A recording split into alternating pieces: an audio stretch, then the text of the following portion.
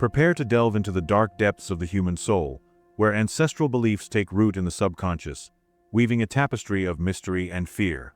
In this video, we unveil the veil behind religious rituals of death and burial that, beyond custom, reach an enigmatic and, at times, terrifying level.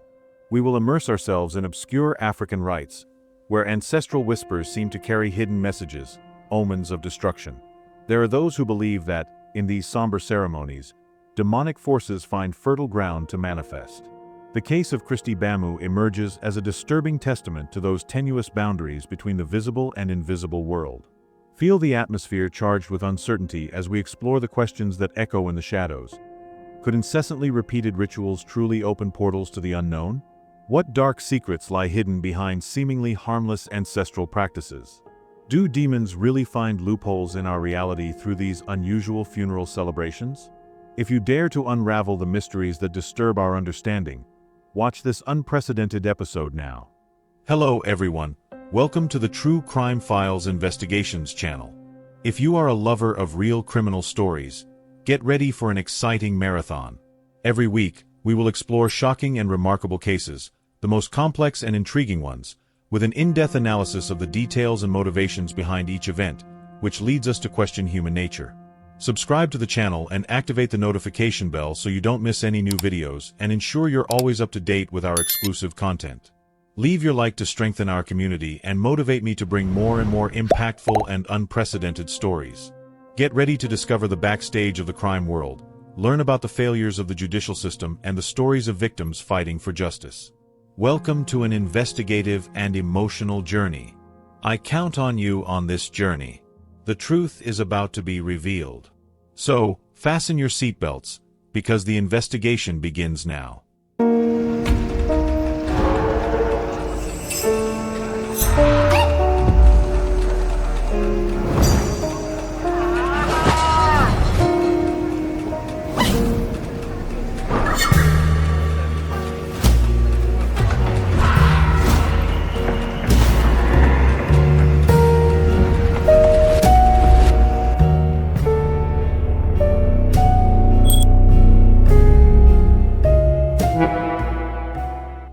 The case of Kristy Bamu resonates like a somber lament, a painful reminder of the abyss that opens when obsession with religious beliefs distorts reality, invoking an ancestral horror in the beating heart of 21st century Paris.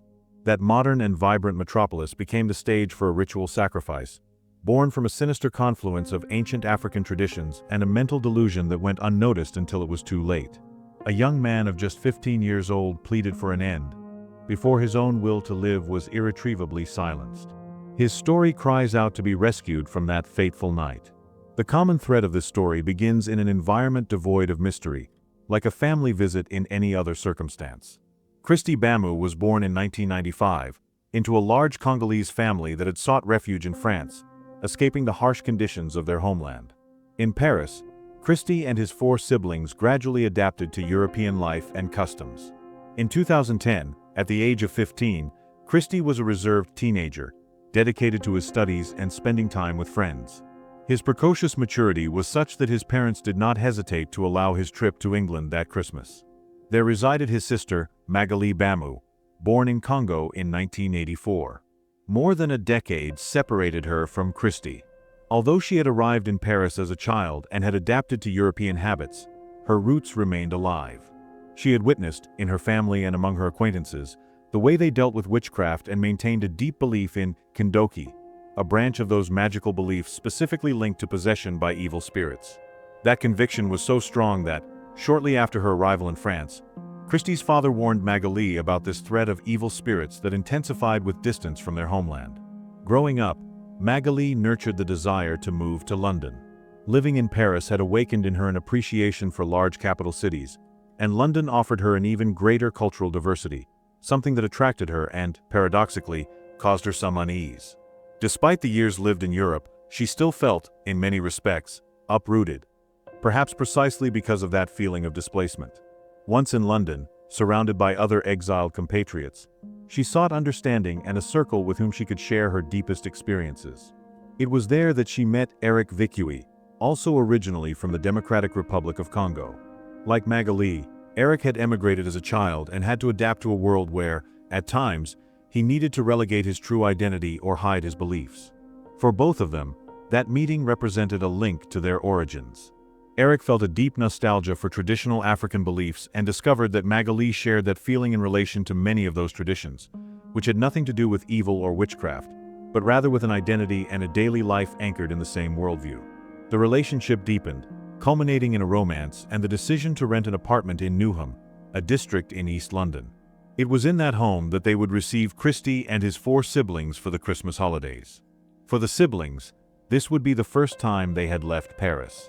They were excited and happy to see Magali again, who at 29 was seen as an emancipated and modern woman, having started a family with Eric. They imagined exploring London and its tourist and historical sites. And at first it was like that. The first few days passed normally. However, on December 21, 2010, everything would spiral out of control, marking a sinister turn in events, orchestrated by Magali's partner, Eric Vicui. Eric, who until then had shown himself to be kind and a good host, had an abrupt change in behavior, becoming moody and inconsiderate towards Kristy. Finally, he revealed the dark reason behind his transformation. He accused his 15-year-old brother-in-law of having cast spells on one of his siblings and of having brought Kindoki into the apartment. Kristy was completely perplexed. It was true that he knew the stories and traditions about spirits and witchcraft, but he had been born in Paris and had never had direct contact with a practitioner of the rituals of his homeland. He was a young Frenchman, with all the promise and innocence of a 21st-century teenager. Eric's insistence could be merely irritating, but when Magali joined in the accusations against Kristy inside the apartment, the atmosphere became palpably tense. Eric insisted that Kristy needed an exorcism to free himself from the evil entity that, according to him, resided within him. Without discussing or even listening to Kristy's arguments, they began the ritual. This supposed ritual of liberation began with blows, but soon escalated into brutal violence. Kristy was forced to endure everything with courage, until the evil spirit left his body. The need to escape the abuse should have been stronger than the entity that possessed him. But as the days passed, the blows were not enough for Eric and Magali, who began a series of tortures that included branches, sharp metal bars to cause piercing wounds, and whippings. They even used a chisel and a hammer. Despite the brutality of the torture, Kristy refused to admit that he had practiced witchcraft, much less that he was possessed. For Eric Vicui, this refusal was unacceptable. He was convinced that a malignant diabolical scheme inhabited Kristy, that Kindoki had entered his home through the young man. Eric forced the rest of the family to participate in the exorcism, but first forced the other siblings who were visiting to pray for 3 days and 3 nights for the liberation of Kristy's soul. During that period, they could not eat or drink anything and began to receive their own share of punishments. Initially, Eric began to see the other siblings as silent accomplices in Kristy's supposed witchcraft. However, after the first and terrifying attacks, the forced confession of having practiced black magic seemed to temporarily calm Eric's fury, sparing them. But the violence against Kristy worsened, taking on even darker contours. The relentless use of an iron bar resulted in the loss of several of the young man's teeth. In one of the attacks, the intense pain and overwhelming panic caused the teenager to involuntarily urinate in his pants. This incident, far from awakening any trace of humanity in Eric, was interpreted as a direct insult from the demon that, in his distorted mind, inhabited the boy, further inflaming his anger. It is almost unbelievable to imagine, but at that fateful moment, both Eric and Magali seemed to have abandoned any pretense of performing an exorcism. Their twisted minds now plotted an even crueler punishment, seeking the most extreme consequences. They proceeded to use bottles and fragments of ceramic tiles to strike Kristy's head, in addition to twisting his ears with pliers, inflicting even more intense pain. In a brief flash of conscience, perhaps realizing the brutality of their actions, they tried to involve the other siblings, including a 13-year-old and a 22-year-old autistic young man, in that macabre staging. The young men were also targets of Eric's harassment and sought their sister's protection in vain. However, Magali was already immersed in the same spiral of madness as her partner, and her only reaction was to intensify Eric's retaliation against Kristy. The young man reached the limit of his physical and emotional resistance. Between gasps and stifled cries, in a final desperate effort to end that torment, he confessed to having practiced witchcraft and begged for forgiveness.